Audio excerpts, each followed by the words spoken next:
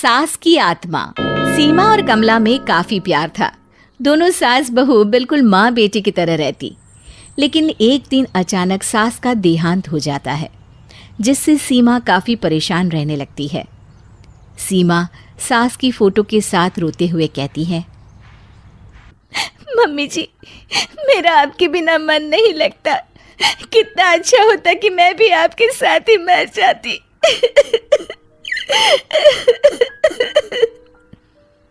तभी वहां सीमा का पति आ जाता है।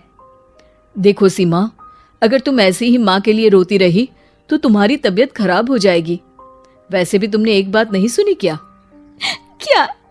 कौन सी बात जी? माँ अगर कहीं से भी ये सब देख रही होंगी तो उनकी आत्मा को शांति नहीं मिलेगी और उनकी आत्मा भी परेशान रहेगी। क्या तुम ये चाहती हो? ये बोलकर पति राकेश ऑफिस चला जाता है। सीमा उसके जाने के बाद सोचती है, क्या सच में सासू माँ को मेरी याद आएगी? नहीं नहीं, मैं माँ की आत्मा को बिल्कुल परेशान नहीं करूंगी और मैं अब उनके लिए नहीं रोऊंगी। ये बोलकर सीमा जैसे ही खड़ी होती है, सामने खड़ी होती है उसकी सास। सीमा आंखें मलती है। मम्मी जी, आप? मैं कहीं सपना तो नहीं देख रही? लगता है मैं मम्मी जी के लिए पागल हो गई हूँ, तभी मरने के बाद भी वो मुझे दिखाई दे रही हैं। अरे मैं सच में आई हूँ बहू। तू क्या बोल रही थी कि तू मुझे अब कभी याद नहीं करेगी? ऐसा हो सकता है क्या मेरी बेटी? सीमा सास को बोलते हुए देखकर उनकी बातों को सुनकर बहुत खुश हो जाती है। माँ! वो उनके गले लगने की कोशिश करती है, लेकिन कहते हैं ना कि आत्मा तो अमर है, उसे कोई छू नहीं सकता।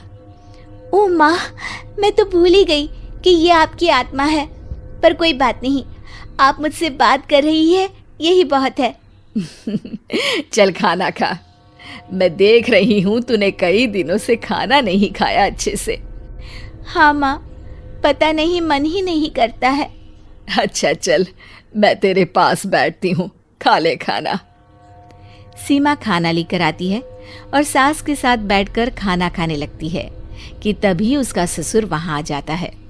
अरे वाह सीमा बिटिया, आज तुझे अच्छे से खाना खाते काफी समय बाद देखा। खा बेटा खा और खुश रह। अरे आइए ना पिताजी, आप भी बैठिए। मैंने माँ की फेवरेट खीर बनाई है, आप भी खाइए। ससुर जी उसी कुर्सी में बैठने लगते हैं जहाँ सास की आत्मा बैठी होती है। अरे अरे पिताजी, वहाँ तो माँ बैठी हैं, आप यहाँ बैठ जाइए। ससुर जी को सीमा की बात सुनकर आश्चर्य होता है। उनको लगता है कि सास के प्यार में सीमा का दिमाग खराब हो गया है, लेकिन वो उसे कुछ नहीं कहते और सास की आत्मा के बगल में बैठ जाते हैं। पिताजी देखिए ना, माँ कितनी सुंदर लग रही है। ससुर जी को लेकिन कहीं भी सास नहीं दिखाई देती। वो सीमा से कहते हैं, अरे वो मुझे तो कभी भी अच्छी नहीं लगी। पागल की तरह कपड़े पहनती थी और बाल फैलाकर घूमा करती थी, लेकिन थी बड़ी अच्छी। ससुर जी चुप हो जाते हैं कि तभी सीमा की सास की आत्मा अपनी बहू के कान में कुछ कहती है, जिसके बाद सीमा हंसने लगती है।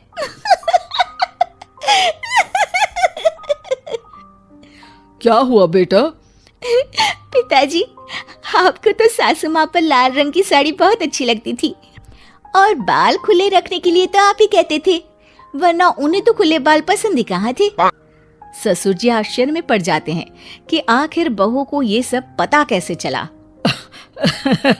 लगता है तेरी सास तुझसे सारी बातें शेयर करती थी। अरे नहीं पिताजी, वो तो माँ ने अभी अभी मुझे ये बात बताई है। ससुर जी को लगता है कि सीमा को गहरा सदमा लगा है, इसीलिए वो ऐसी बातें कर रही है। वो वहां से चले जाते हैं और सीमा एक बार फिर से सास की आत्मा से बातें करने लगती है। सीमा के अंदर के बदलावों को देखकर उसका पति भी खुश हो जाता है कि वो समय पर खाती, आराम करती और हमेशा मुस्कुराती रहती। लेकिन एक दिन सीमा की सास की आत्मा उसके पास आती है। सीमा, मैं तुमसे कुछ कहना चाहती हूँ। हाँ सासू माँ, कहिए ना, क्या हुआ? जब मैं जिंदा थी तो कई बार हम दोनों के बीच लड़ाई भी होती थी, है ना? हाँ सासू माँ, वो तो मैं भी सोच रही थी। लेकिन मैं कितनी खराब थी कि आपसे कई हफ्ते या महीने बात नहीं किया करती थी। नाराजगी में मैंने वो वक्त बर्बाद कर दिया जो मैं आपसे और बातों में बिता सकती थी। हाँ, तुझे कहाँ पता था कि मैं मर जाऊंगी बेटा। नहीं नहीं माँ, मैं तो कभी सपने में भी नहीं सोच सकती कि आप नहीं रहोगी। देख बेटा, हम यही गलती करते हैं, किसी के जीते जी उसके साथ एक पल भी नहीं बिताते और उसके जाने के बाद उसके लिए परेशान रहते हैं। लेकिन हर कोई हर किसी के साथ हमेशा तो नहीं रह सकता ना। हाँ माँ, आप सही कह रही हैं। और जब तक हम उस व्यक्ति के साथ हैं जिसे हम प्यार करते हैं, हमें उसके जीते जी उसे ये एहसास करा देना चाहिए कि वो हमारे लिए कितना खास है। हाँ, वरना उसके जाने के बाद तो सिर्फ पछतावा ही रह जाता है। हाँ माँ जी, आप ठीक कह रही हैं। अब मुझे जाना पड़ेगा बहू। मैं जो समझाना चाहती थी वो शायद तुम और ये कहानी देखने वाले हर शख्स की समझ में आ गया होगा। अपना ख्याल रखना बहू। ये बोलकर सास की आत्मा गायब हो जाती है।